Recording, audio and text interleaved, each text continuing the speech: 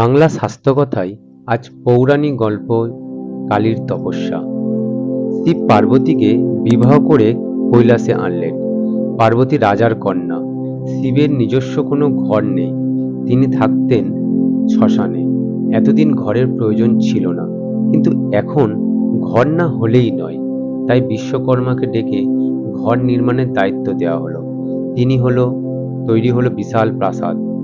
পার্বতী সেই প্রাসাদ দেখলেন এবং বললেন, মোটামুটি ঠিকই আছে, তবে আমার বাবার প্রাসাদের থেকে সামান্য ছোট।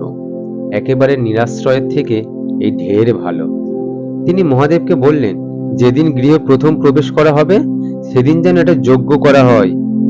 পার্বতীর কথা শুনে মহেশ্বর খুব খুশি হলেন। গৃহস্থের মতো তিনি যজ্ঞ করলেন।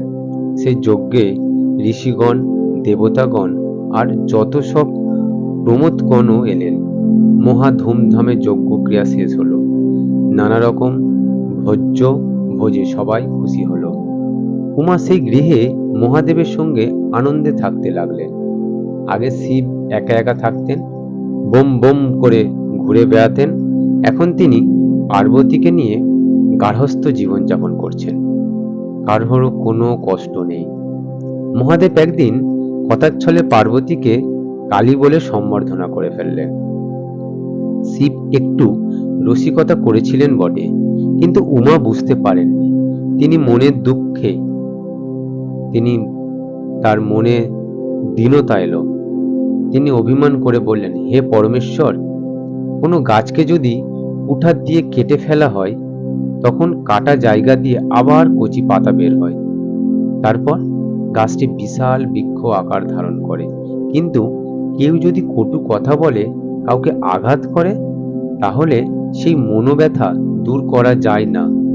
মুখ থেকে যে বাক্য বাণ বের হয়, সেটা যেমন আঘাত করে, আহত জন সব সময় মনোবেদনা ভোগ করেন।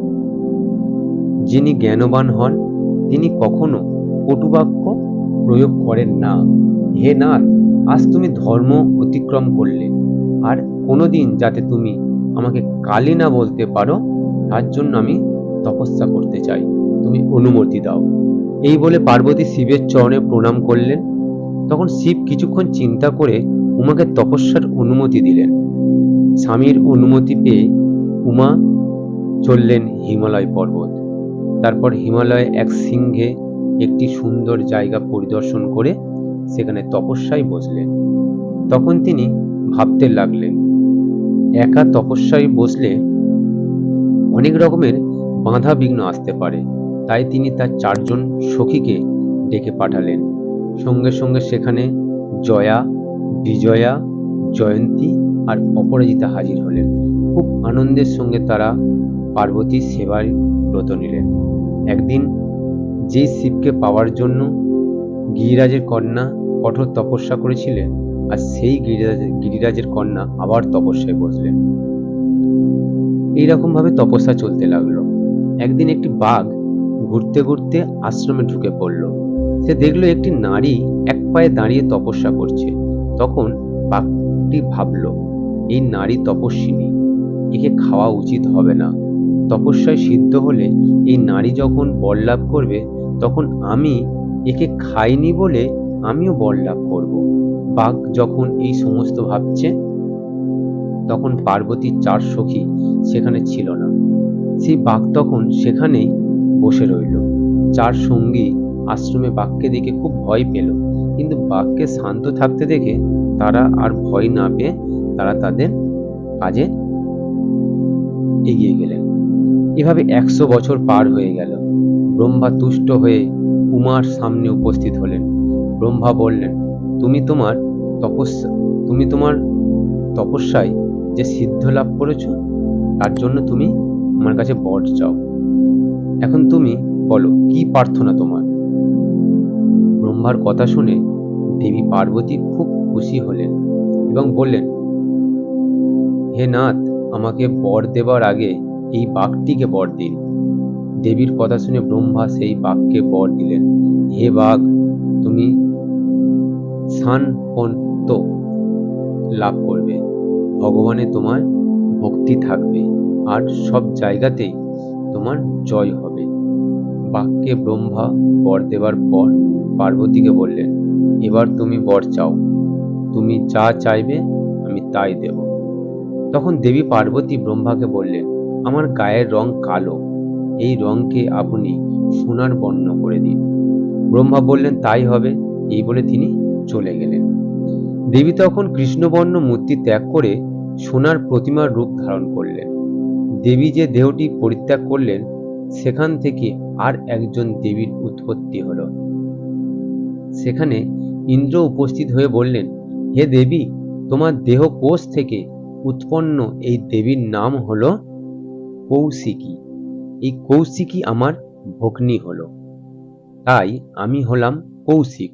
হে পর্বত নন্দিনী, এই দেবীকে এখন আমাকে দাও। পার্বতী ইন্দ্রের সব কথা শুনলেন এবং তারপর তিনি কৌশিকীকে ইন্দ্রের হাতে তুলে দিলেন। ইন্দ্র তাকে নিয়ে আনন্দে বৃন্দাচলে চলে গেলেন।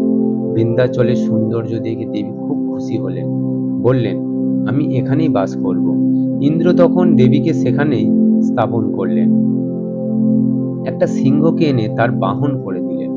তারপর বললেন, হে দেবী, এই বৃন্দা পর্বত তোমার অধিষ্ঠানের জন্য ধন্য আর পুণ্যক্ষেত্র রূপে পরিগণিত হবে, আর তুমি বৃন্দাবাসিনী নামে খ্যাত হবে।